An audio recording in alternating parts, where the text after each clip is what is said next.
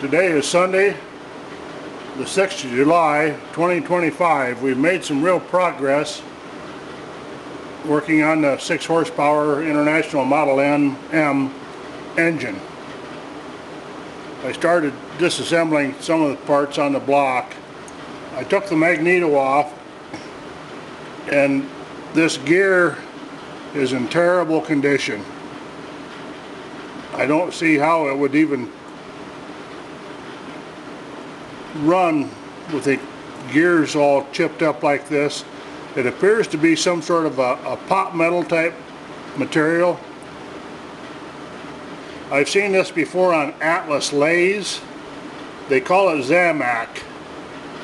Zinc, copper alloy, and it's some sort of a die cast stuff.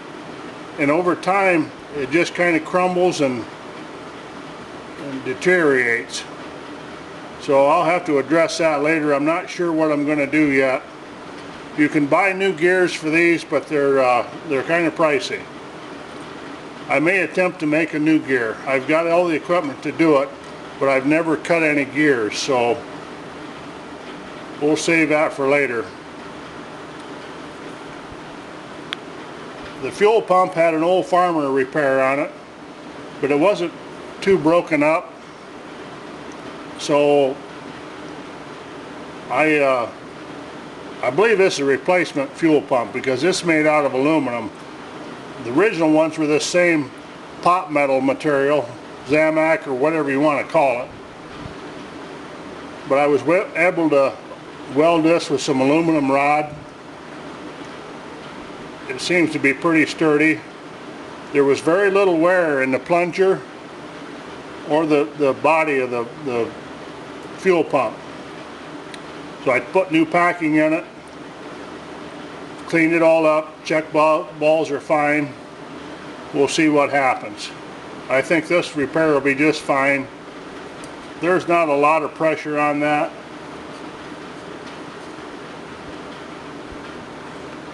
We got the valves finished up. The little keepers and the stems. Now the intake valve, when I took it apart, this is all it had on the end of the stem. There was no keepers here on the side to keep the pin from coming out. I'm not sure if that's the way it's supposed to be or not. I don't think so. I made a new retaining ring here so that when this is assembled, this pin will be captured within this little recess here. So it can't get away after you put it together. I don't think this is correct.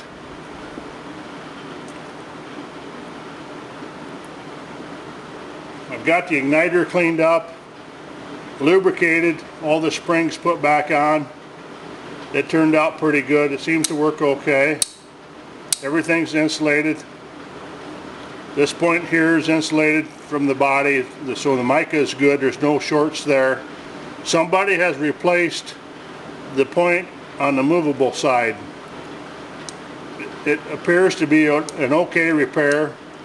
I'm going to see if it'll run as is. Finally got the flywheels off. What a struggle. It took me 2.5 days to get the belt pulley side of the flywheel off. So here's the governor assembly after it got the belt pulley side off. It's all greasy and needs to be cleaned up, but I don't see any breaks or anything in it.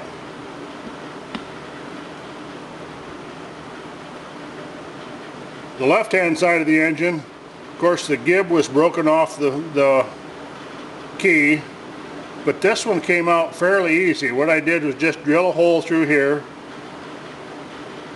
tapped it 1/4-20, run a screw in there, then with a slide hammer it pulled right out. A couple taps and it come right loose. The pulley side was a whole different story.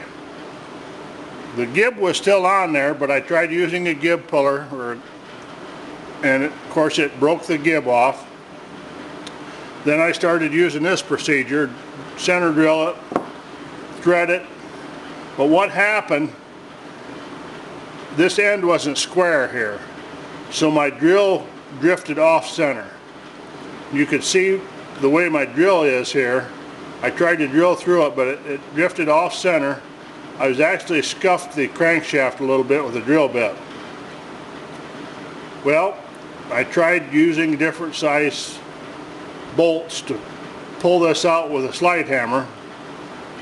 My last attempt, I managed to break off a tap in there, so I knew I was in trouble there. Right there's a broken tap. I was using a 1/4 pulley tap because it's quite long here. So there's a broken tap, and you can see I was actually tapping into the crankshaft. So this was never going to work. But I didn't know that because you can't see any of this. This is all inside the flywheel. So as a last resort, to get this key out of there, I welded a 1/2 inch grade 8 stud onto the key, the end of the key. I welded these little ears on there. This is 3/16 just flat iron. And I welded those. There was enough of this. There was about 1/2, 3/4 of an inch of this key sticking out of the flywheel. So I welded these 3/16 pieces on there. They protected the flywheel from any weld spatter, as well as reinforcing this stud here. Of course, I put a lot of weld on there, hoping it would work. It still come out very, very hard. I had to put 2 grade 8 nuts on here so they didn't gall the shreds.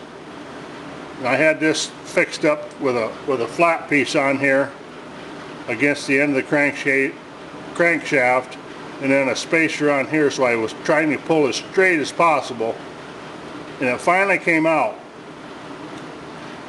Part of the difficulty was my own fault because of this being off center here. I was actually had to pull this tap and all those shreds out also. So it was a learning experience, but this method worked very well. It didn't damage anything, it didn't crack the flywheel hub. But what a job.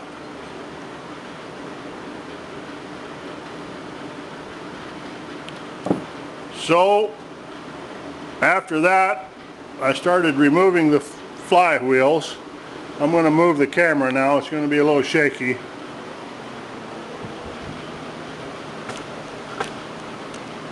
And there's the engine with the flywheels removed.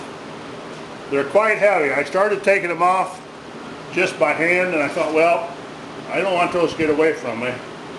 I can pick them up, but I'm guessing they'll probably weigh 125 pounds.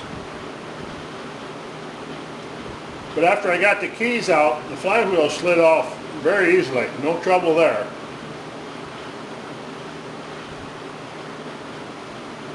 Getting the flywheels off will make it much easier to clean up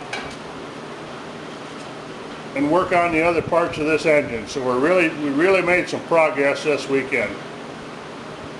It's about 95 degrees outside, so I've got all the doors shut, the fans running. It's not too bad to work in here. We'll keep you updated on the progress of this engine.